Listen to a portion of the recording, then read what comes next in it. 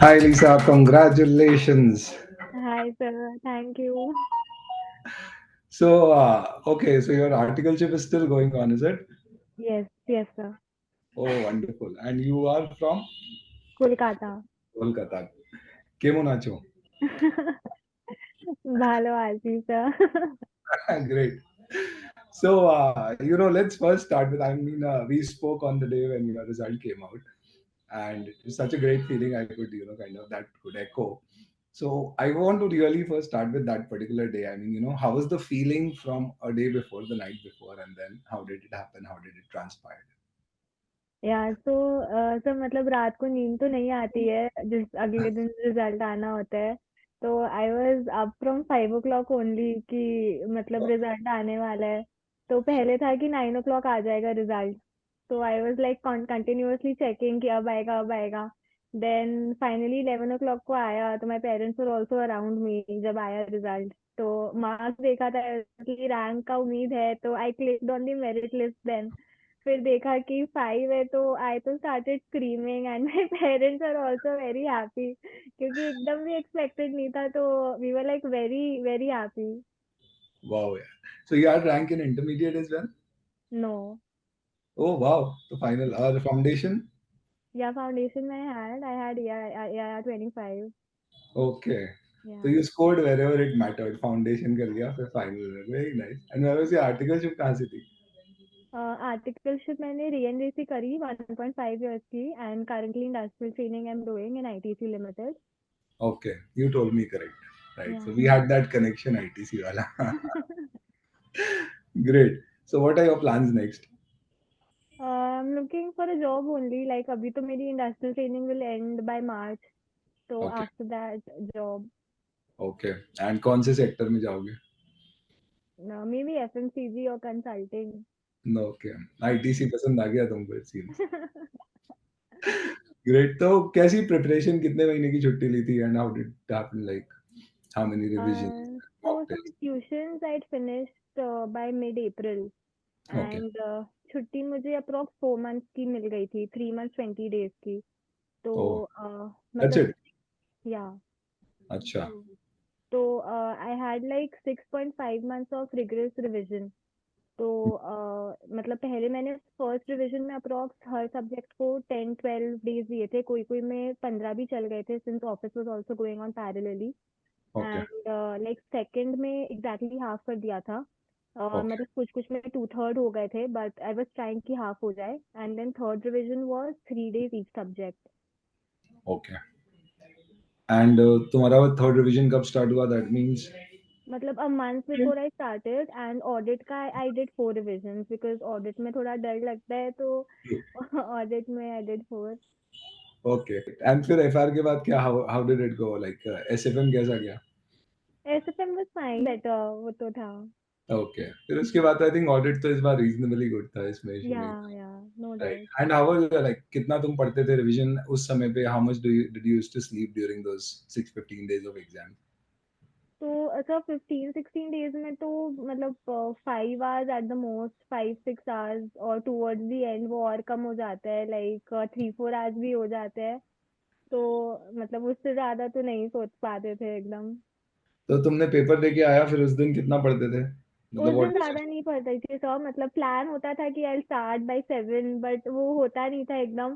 तो आई use to मतलब start by 8-8:30 उस टाइम पे बैठ के लाइक 11:30-12 तक करके then next morning I use to start by 5। Okay ठीक है. मतलब बहुत सारी चीजें तुमसे रिलेट कर सकते हैं लॉट ऑफ स्टूडेंट्स क्योंकि सबके साथ ये इशू होता है मतलब तो ऐसा नहीं है कि रैंकर्स एकदम डिफरेंट ब्रीड है. No no. Good to know in fact. और तुम कैसे होता था रिवीजन में? You used to cover everything what you had seen earlier या selective?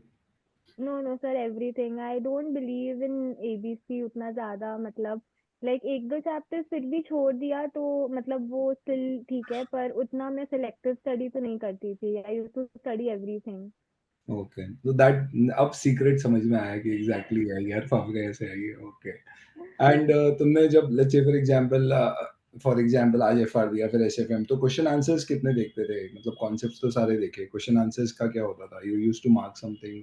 Yes yes I use to mark like वो कम होते जाते हैं कंपैरेटिवली हर रिवीजन में।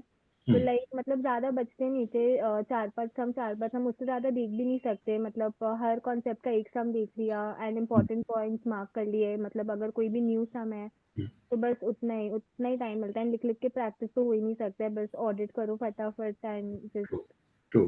फिर तुम्हारे पूरे 8 पेपर में after FR everything was smooth, कहीं पे ऐसा लगा डावाडोल कुछ? No no sir, after that it was smooth. पहले के बाद सब सही हुआ, okay. Now how was your batch experience, क्या शेयर करोगे? You took FR right? Yes sir, I took FR and audit.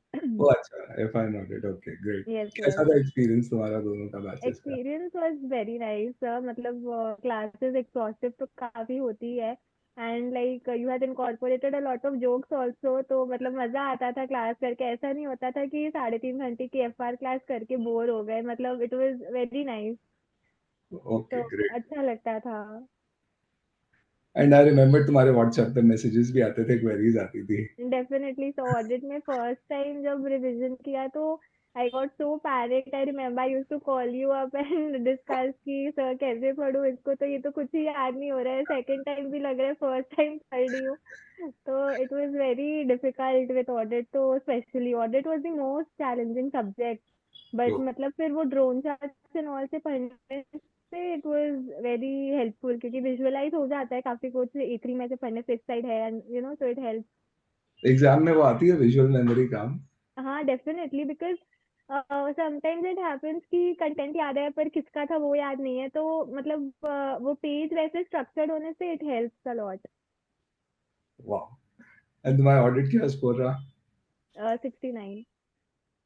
ओह वाह, वंडरफुल। सबसे ज्यादा किस में लेके आए? DT 80। ओह वंडरफुल, ग्रेट। तो अब what is your tips for the students, I mean the ones who are तो coming up for May 24 या आगे? हाँ, तो मतलब आई वुड से पहले तो एक बार प्लान कर लो पूरा, कि मतलब chapter wise in depth planning करना चाहिए एकदम, कि आप किस चैप्टर को कितना देर दोगे फॉर ईच सब्जेक्ट। तो भले ही टेक्स यू अ डे और टू टू प्लान, मतलब but that is very important, क्योंकि उससे आपका फर्स्ट रिविजन पूरा डिसाइड होता है and then you categorically decide कि सेकंड में कितना कम करना है, थर्ड में किस हिसाब से पढ़ना है। तो planning I think is very important. And I would say कि surround your self with positive people, because बहुत स्ट्रेस एंजाइटी हो जाता है टूवर्ड्स द एंड स्पेशली, तो थोड़ा be surrounded by positive people, so that also help. And बस यही है, कंसिस्टेंटली पढ़ते रहना पड़ेगा, तो ये तो है that you will have to sit with full dedication for like 12-13 hours a day, so that is a deemed, that is okay, it. चलो यार, दैट्स आई मीन कंसिस्टेंसी की है सीए में, तो थोड़ा लेबर हाँ। अच्छा अच्छे से कर लो तो काम हो जाता है। I have some very quick questions, again from the students usually वो जाना चाहते हैं, तो you can just kind of rapid fire type से देख सकते हो। सोशल मीडिया कब से बंद किया तुमने? नहीं बंद करा था सर मैंने, मतलब I was active on WhatsApp Instagram everywhere, तो ओह!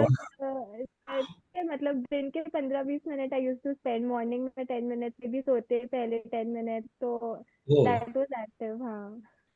मतलब है ना, तुमसे बात करके ऐसा लग रहा है कि रैंकर के भी 2 ही आँखें हैं, 1 नाक, 2 कान, नॉर्मल व्यक्ति है। इनफैक्ट तुम्हारे पूरे अपने इंटरैक्शन में when people would be seeing, सबको लगेगा यार सारी क्वालिटियाँ मेरे में रैंकर वाली।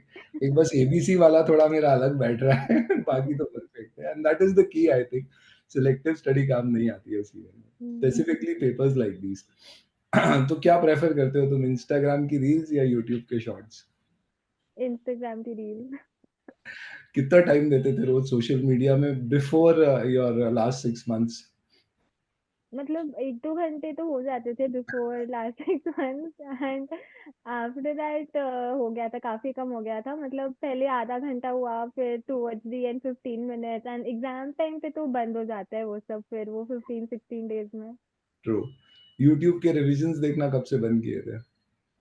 मतलब मैंने थर्ड रिवीजन में नहीं रेफर करा था यूट्यूब के रिवीजन, सेकंड में भी कुछ कुछ सब्जेक्ट्स के किए थे, तो ओके। मतलब या that's it.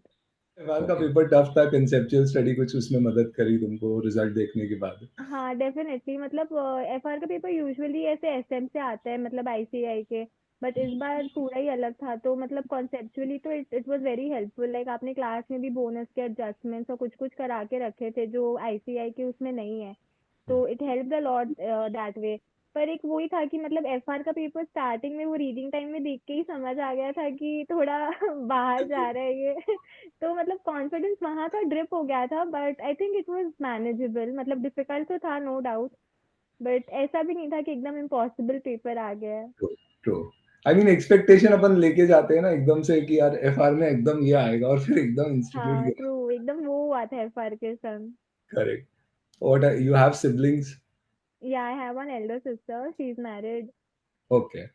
If you had any younger sister, brother, would have advised the CA to them? No. क्यों? आई मीन ये तो कट कट कट करना पड़ेगा। I mean, मतलब if he or she would have wanted to, but मतलब I think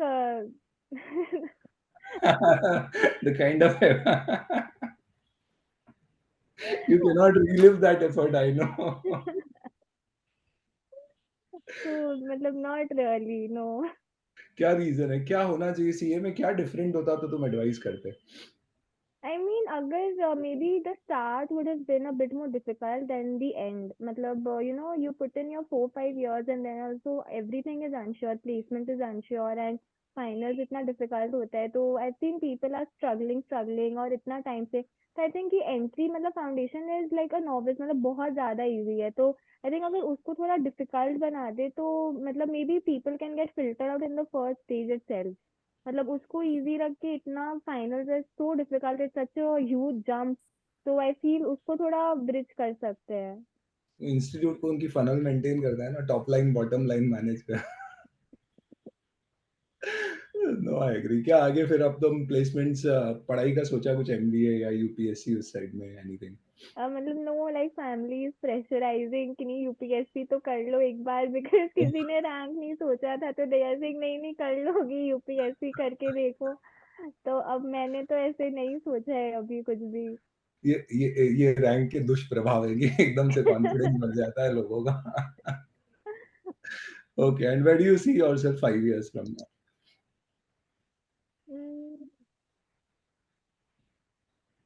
I haven't really thought, sir, honestly. It's very difficult to evaluate कि 5 years बाद कैसे, but not sure, sir. I think इसीलिए इतना आगे का सोचा नहीं, इसीलिए फर्स्ट रैंक आ गई। ज्यादा सोचते तो अटेम्प्ट लगते। चलो ग्रेट यार। In fact thank you so much, it's very nice interacting. तुम्हारे कोई क्वेश्चंस है? You want I you have anything for me? मुझे तुम्हें लगता है कुछ मैं I can give you some suggestion? No, sir, I would just want to thank you. मतलब you were the only teacher जिससे one-on-one interaction होता था before the exams as well, कि sir ये doubt हो रहा है, ये panic हो रहा है, and you were always there. You were never like कि you know one-on-one क्यों you are interacting. So that was very helpful, I would say. So that's all, sir. I mean आपने तुमने रिटर्न गिफ्ट इतना बढ़ा दे दिया है AIR 5, so you know that effort is nothing at all again. But yeah thank you for sharing that यार। Great. Chalo, congratulations once again to you, everybody in the family. It's a big achievement. And I'll tell you, I mean, you know, it's for me, I cleared in 2003.